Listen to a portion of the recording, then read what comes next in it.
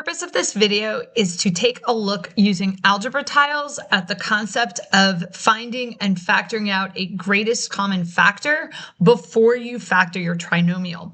So what I have here represented in algebra tiles is the trinomial 2x squared plus 6x plus 4. And this particular trinomial, if you want to pause the video, write it out, 2x squared plus 6x plus 4, does have a greatest common factor.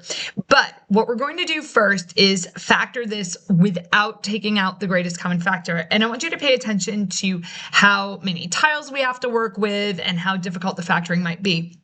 Now, I did try to keep this straightforward. I didn't use like negatives in this because the goal of this example is to really look at the GCF part. So if I've got my x squareds, we'll go ahead and we'll stack those up. We know that those will go in a corner together, and then we'll start placing the x's. And I'm going to rotate this one because I know I'm going to need them on two sides. So we'll go ahead and just play around with this. And I want you to notice how many tiles I have to work with. And again, I kept this all fairly simple with small numbers and positive, but if you factored any trinomials, you know it does not have to be that way. And what we have here with our rectangle is we've got the factors of x up here plus, excuse me, wow, that doesn't usually happen when I'm recording a video. We have x plus 2. So the side length on the blue square there is x, and then these are each 1. So one of the factors is x plus 2, but here's where the other issue is. We have 2x plus 2, and 2x plus 2 has a common factor of 2. So your teacher, if you were doing this out in a class, might give you some credit for getting it factored, but you might lose full credit because it would not be fully factored. So let's go ahead and scramble these back up and then take a look at what we mean when we say get that GCF first.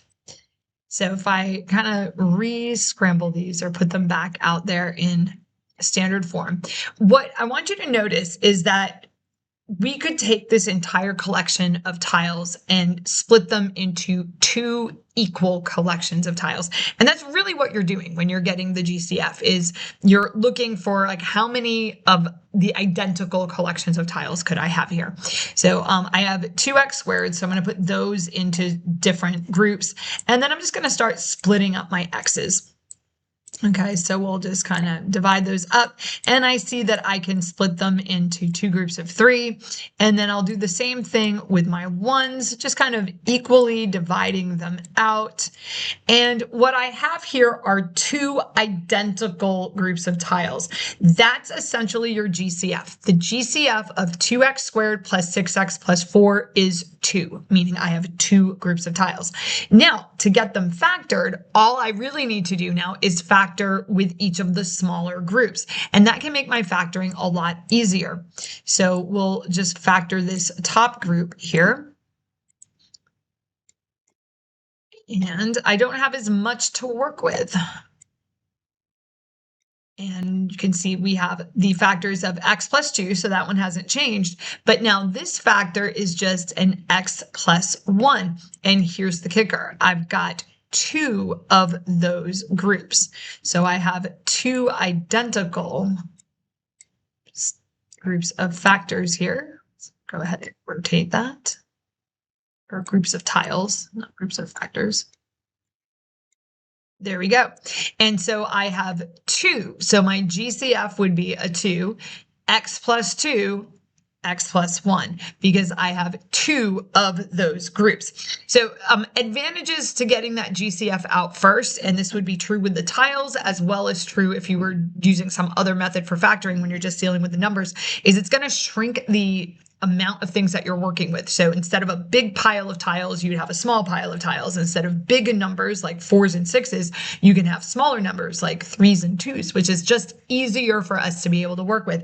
And then that GCF would come out in front, and that is required if your problem is going to be considered fully factored. So we don't typically GCF factor this way, but it is nice to see how it connects to the algebra tiles. So hopefully you found this video helpful. If you did, check out some of the other other videos we have on using algebra tiles to do all kinds of polynomial work in your algebra class. Hopefully I'll see you in the next video.